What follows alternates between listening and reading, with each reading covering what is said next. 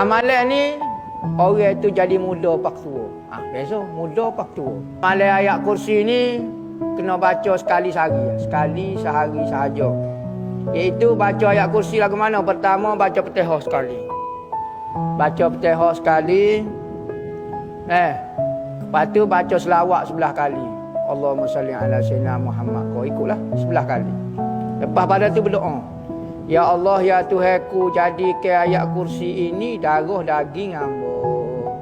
Ya Allah, ya Tuhanku, jadikan ayat kursi ini darah daging hamba. Baca ayat kursi 41 kali. Dengan a'udzubillah dan bismillah. A'udzubillahi minasyaitonirrajim. Bismillahirrahmanirrahim. Allahu la ilaha illallah.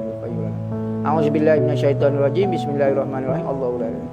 A'udzubillahi minasyaitonirrajim. Bismillahirrahmanirrahim. Allahu la ilaha. 41 kali amalan. Hak kata tu punya amalan tu kata dia ada cara mukadimah nak buka koci dia, tapi kita beri ijazah amalan dulu. Amalan ni orang tu jadi muda pak tua. Biasa muda pak tua. Bukan tua pak muda. Ada muda pak tua, yakni tubuh jadi nampak muda pak tua. Awet muda lah. Jadi gagah, jadi gapo. Umur 80 dah.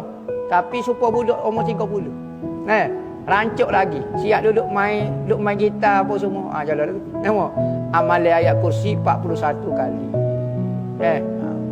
Jadi hamba ijazah untuk amalan dan untuk kebajikan hamba dan guru-guru hamba.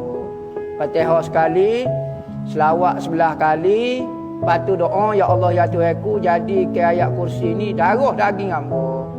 Baca ayat kursi dengan a'udzubillah minasyaitonirrajim. Bismillahirrahmanirrahim. Setiap kali baca tu 41 kali.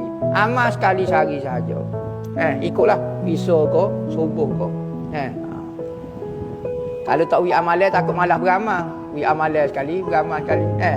Amal sehari lah. Lepas tu tinggal.